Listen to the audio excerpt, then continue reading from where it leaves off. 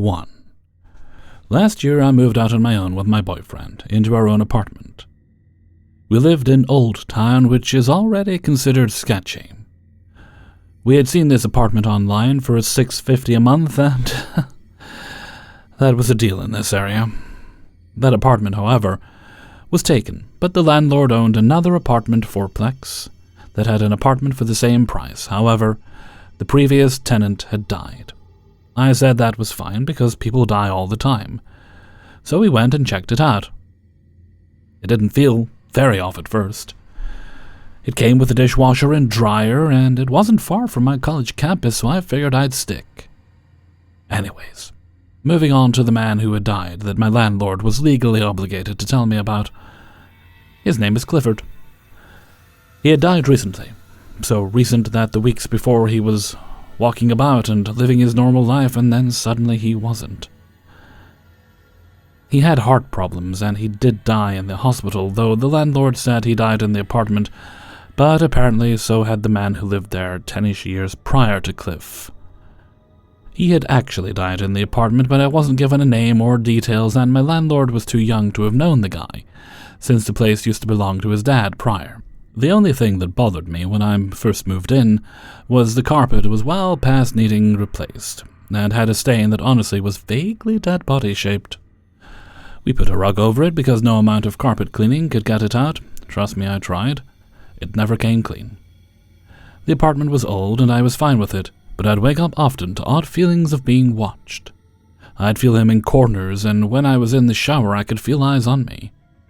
My partner never said anything, but he liked to ignore ghosts and things like that, because he doesn't think they're real.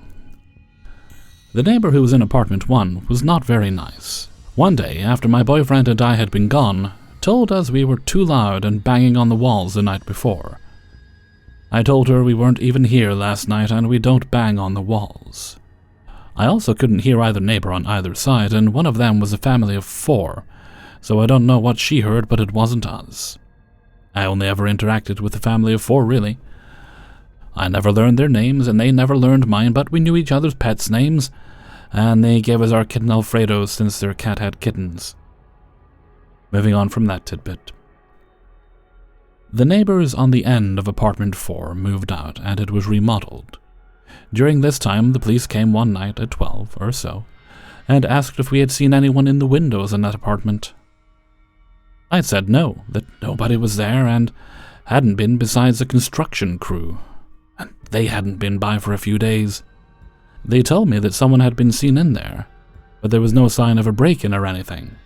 It was locked in tight, and this was a one-bedroom, so it wasn't like the person had somewhere to hide, especially with no curtains.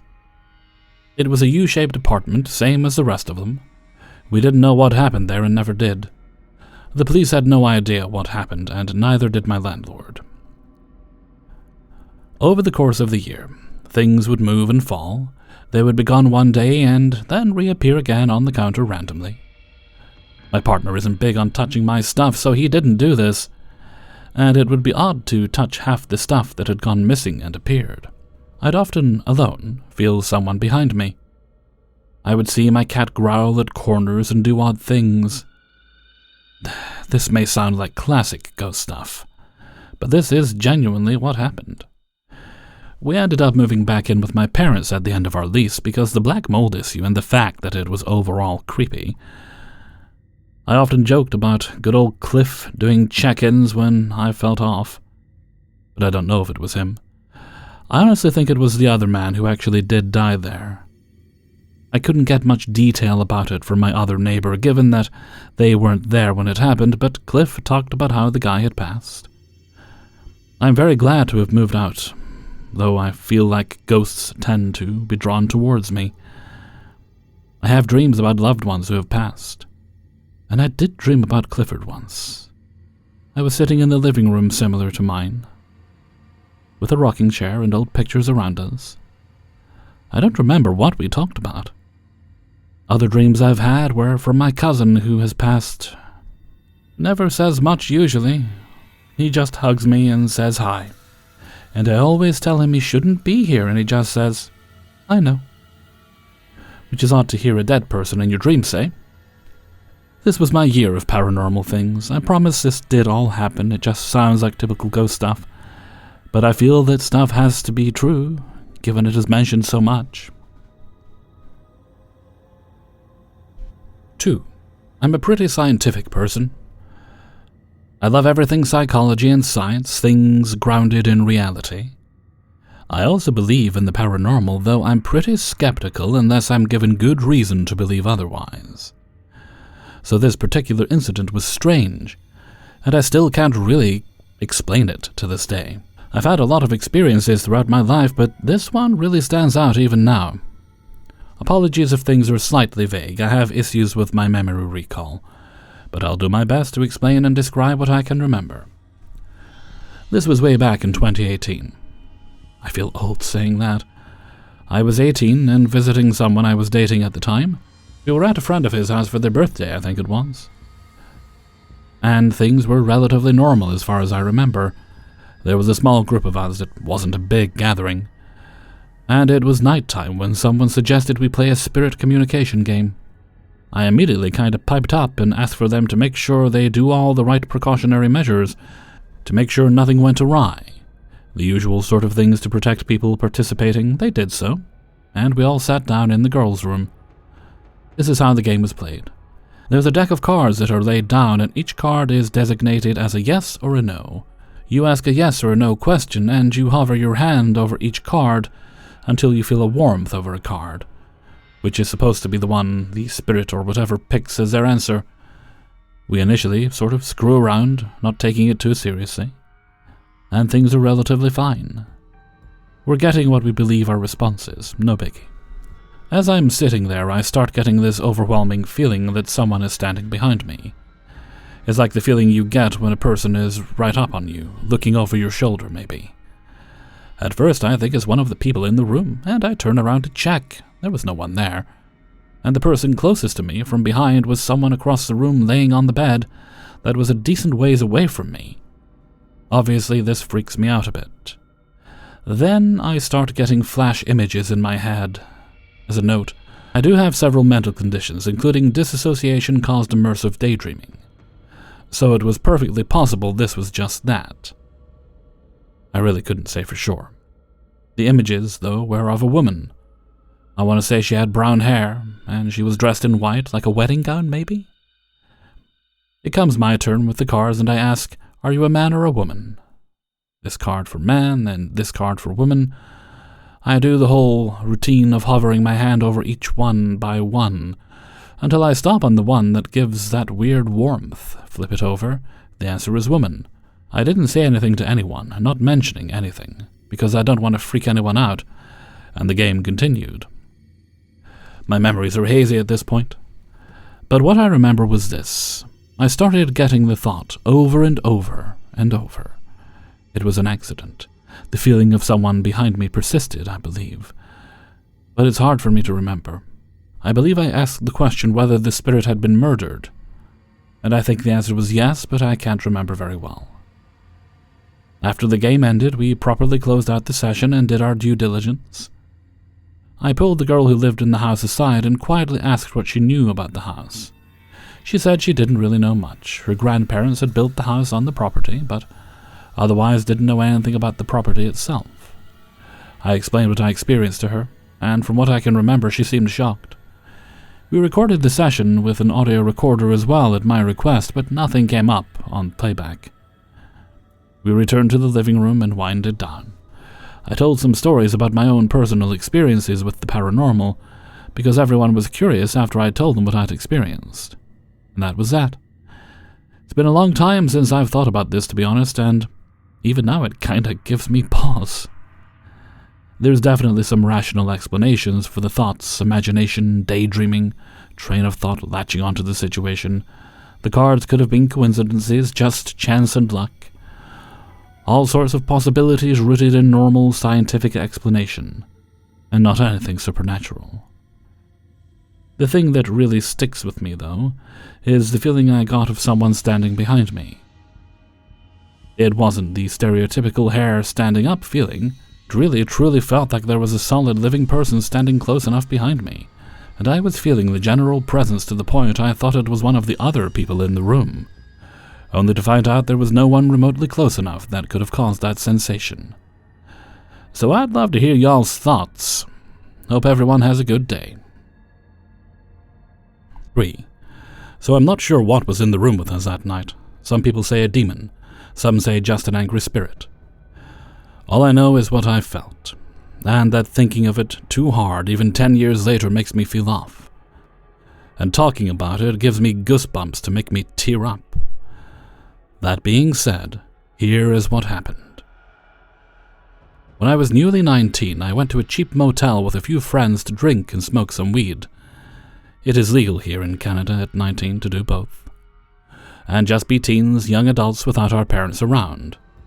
The motel was the type where all the doors to the rooms are on the outside of the building, not through an inside hallway.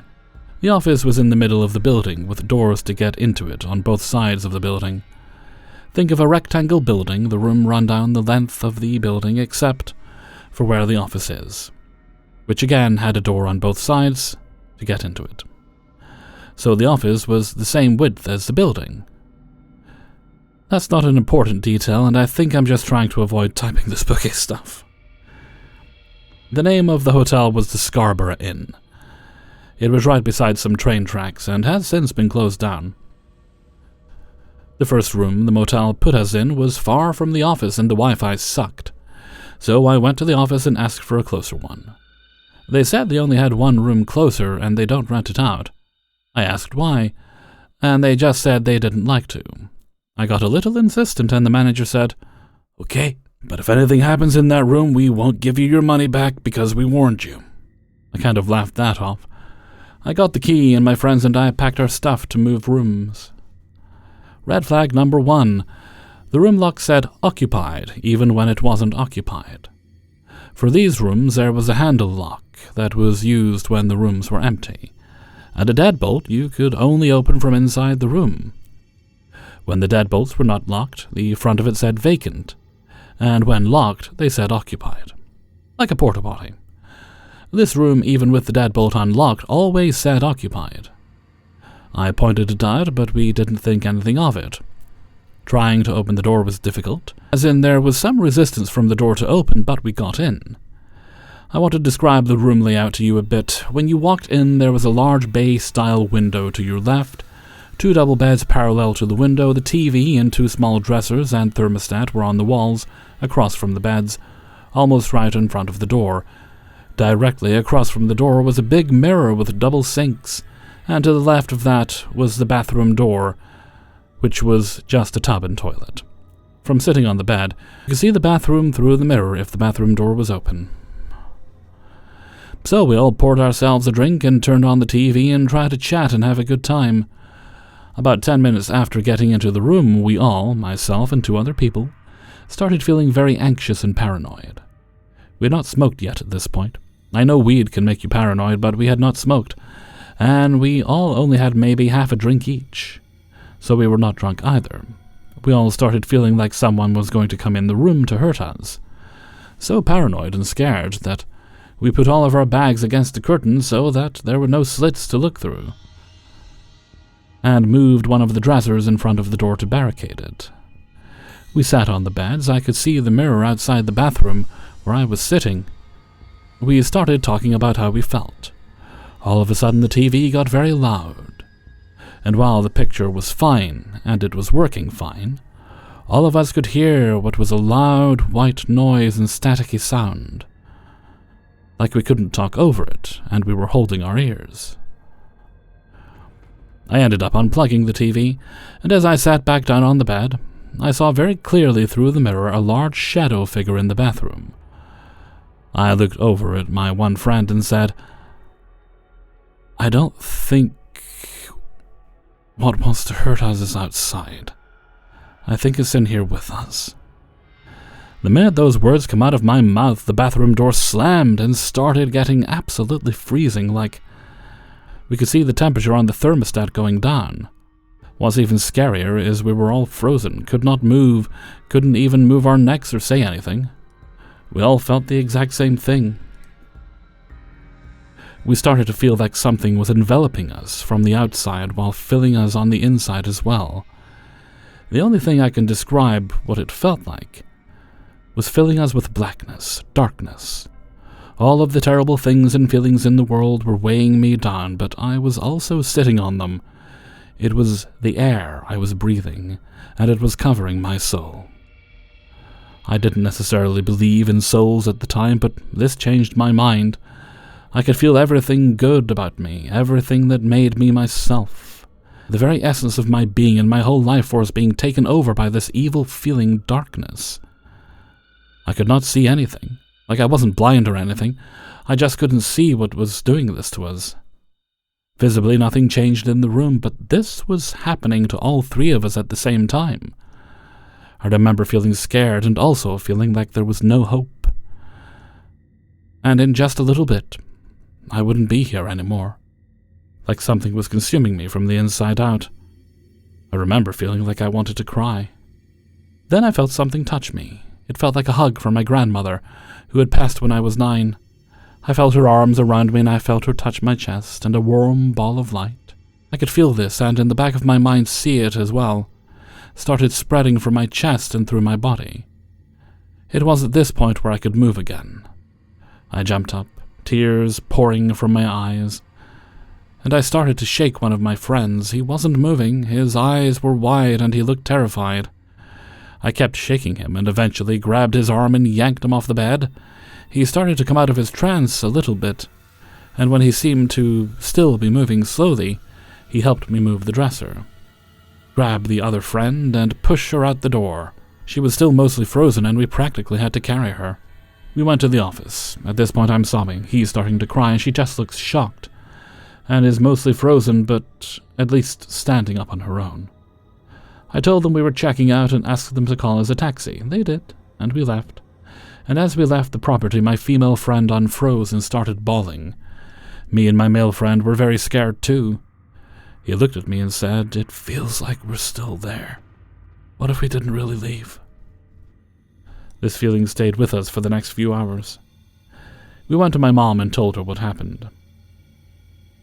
She said we were lucky my guardian angel saved us because, if not, we may have all been consumed by whatever was in that room. I was terrified. We didn't even grab any of our bags, and we never went back to get them. 4. This is my experience I had in a hotel. I booked a stay in a renowned haunted hotel in York, UK, called the Guy Fawkes Inn. I, female and 45, had stayed there before with friends and experienced nothing, so wasn't expecting anything this time. Or the last time I was too drunk to notice. My now ex-dear husband at the time had undiagnosed sleep apnea, which becomes relevant. After a great evening, we went to bed. However, my partner's snoring was not letting me fall asleep. I just laid in bed, TV on very low, listening to the noises, people coming in, floorboards of people in the rooms above them. Then, about 1 a.m., it became interesting. As I laid there, I heard what sounded like heavy footsteps on wood come up the stairs, along the landing outside our room, and up the next flight of stairs, then just end, no doors closing, etc. Here's where this is odd. The stairs and hallways are carpeted. At the time I thought this was cool, as there have been reports of this from many before, both staff and guests. I decided to try and sleep, while watching TV when the bathroom door very slowly opened on its own. I slightly freaked and rang my mum. I then woke my partner, who was trying to explain it away. He went into the bathroom to check for drafts, etc. It was an internal bathroom, and the catch strength, you had to yank it hard to open. He was slightly freaked, and I said, "Shut the door and put the suitcase in front of it," which he did. I then said out loud, "I acknowledge your presence and thank you for letting me know you were here, but I am very tired and would appreciate it if you could not do anything else this evening." This was followed by a very loud bang from the bathroom, like a shampoo bottle falling off a shelf in the shower. Here is the next freaky part. We had nothing out in the bathroom, especially in the shower. It was still in the wash bag on the floor. My partner freaked a bit and let me fall asleep first. I thought that was it, and had a great sleep. Woke up and my partner said, "Did you notice anything else?" I said no, why? He then said he woke up with a feeling that someone was in the room by the window but couldn't see anything. It then moved to his side, and he heard a loud shh in his ear. Then it was gone. We both laughed, and he said he must have dreamt it. I responded with, "See, even the dead can't stand your snoring." We moved the suitcase in the morning to use the bathroom and discovered nothing had fallen anywhere that could have made the noise previously. The case was left on the bed when we went to breakfast, but prior to this, we tried all different ways to open the door or assess how it could have been opened on its own. But when closed, I struggled to push it open from inside the bathroom. It was a very tight fit, so it wouldn't open easily without some force. My partner made sure the bathroom was shut properly, and we went to breakfast. When we came back to the room, my partner stood at our door and laughingly said, "Okay, if there is someone there, open the door," meaning the main door. He laughed and said, "See?" then opened the door to the bathroom, and when we walked in, the bathroom door was wide open. He tried to find a rational reason, but even now, as a hardcore skeptic, he still cannot explain what happened. Thanks for listening. 5. Anyone want to weigh in on a creepy encounter I had years ago that I still wonder about? For context, I'm female, and I was probably about 19 years old at the time. Years ago, I was out walking my dog. I worked late, so I usually had to walk him when it was already dark out. There were a lot of times where I really felt unsafe, though, despite my dog, Reese being very mildly tempered and unlikely to defend me in a bad situation. This was a middle-class suburban Texas neighborhood, and I had been walking my dogs there basically all my life. I remember it had rained recently, and the yard lights that most everyone had on were reflecting the puddles, giving everything a kind of a dreamy feel. I don't know if anyone will know what I'm talking about when I say this, but yard lights sometimes make it harder to see at night, especially with them reflecting off puddles. Like you can see in the areas that are lit, but the light kind of messes with your eyes, leaving black shadows if you're trying to look beyond the light, where you can't see a thing. Anyway, despite being in a well-populated area, most of the people were asleep, or at least quietly in their houses by that time, so it could be quite solitary. You'd occasionally pass another quiet dog walker, but not every night, and if so, only one. While Reese didn't care who we passed, my previous dog was very reactive to other dogs and sometimes even people on his walks, and would create a lot of embarrassing barking. Despite him having passed away at this point, I was still prepared to watch for anyone we might encounter and make a quick turn down a cul-de-sac or something to keep the peace. So, I'm walking along, looking up at stairs and thinking about random things, and suddenly I see shadowy movement way up the road. It's a little far off to truly tell, but regardless, there's nowhere to turn away. I keep walking. Reese continues on with his inspection of mailbox smells. Oh, I suppose I should mention that this is a two-way single-lane traffic going in either direction road with no sidewalks. We haven't passed a single car the entire night.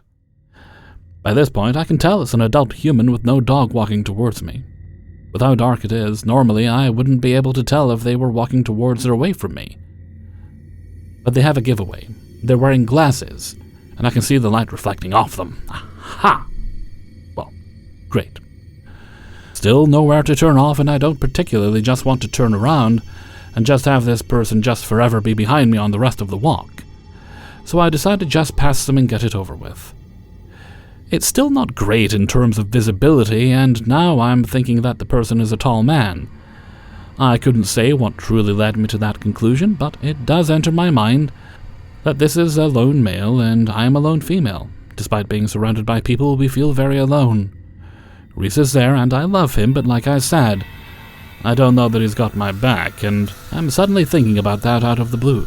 We are now almost to the point of being directly passing each other. This silent man and I, going one way down the road. The other on the other side, going the opposite direction. Right at the moment of passing, Reese's ears pick up, and he tugs on his leash toward the stranger with his tail at alert. The glasses man suddenly stops, and he does something so minor and yet so creepy at the same time. He starts walking backwards, matching our pace completely. Reese loses his mind. He starts barking and yanking on his leash towards the man in a way I've never seen him before or since. My brain is just kind of jumping around with being confused. Embarrassed at my poorly behaved dog I'm struggling to control, and weirdly also scared. Like my hair is standing on end for reasons I can't explain. Like instinct is screaming this isn't okay. While I stare at the shadowy figure walking silently backwards at an alarming fast pace. Head turned slightly toward me, glasses reflecting yard lights. Suddenly we reach a break in the road that turns to a better lit area with more traffic, and I immediately drag Reese down it. After walking several feet, I glanced over my shoulder at the creep and saw nothing. Too dark to see in his path on the shadowy street, or disappeared. Hard to say. Reese stopped his racket as soon as we made the sudden turn, but he keeps his attention on the road we came from. He's weird and annoying and on constant alert the rest of the uneventful walk home. I'm totally creeped out and cut the shorted route home ASAP. I never see the weirdo again. Thoughts? Skinwalker? Jerk just trying to be funny? Something else? Hey everybody, Hellfreezer here, and thank you very much for listening to Paranormal Stories, episode 410, and thank you very much to everybody who allowed me to use their stories in this video. Before you go, please do hit the like button and subscribe if you haven't done so already. Also, please do support me on my Patreon page, which is linked in the description. It really does help. Okay, don't think we have any other business today. No, I'm fairly sure we don't. So let's move right on to Hellfreezer's question of the day. And today's question is: do you need to sweeten your tea or coffee? We'll throw that in there because not everyone's a tea drinker. Speaking personally, when it comes to teas, I generally won't sweeten them unless it's green tea, and I'll put a little bit of honey in it sometimes. With coffee, I'll put honey and like single cream or maybe almond milk or something, just to make it nice and yummy. But with my teas, I generally don't sweeten them. Let me know what you think in a comment below. And before we go, let's take a look at the answer of the day from a previous video. This one comes from Paranormal Stories 409. And I think this was about haunted places, creepy places from your childhood. And today's answer comes from Brenda Whitehead. Growing up, I was terrified of my church's basement. There was a rocking chair in the nursery that I swear moved by itself, and that feeling of dread was very strong. Nowadays, I can't say for sure that it's haunted, but I still get an uneasy feeling sometimes. Thank you very much for your answer, Brenda. Okay, and with that, I'm going to head off for now. So until next time, thank you very much for listening, and take very good care of yourselves.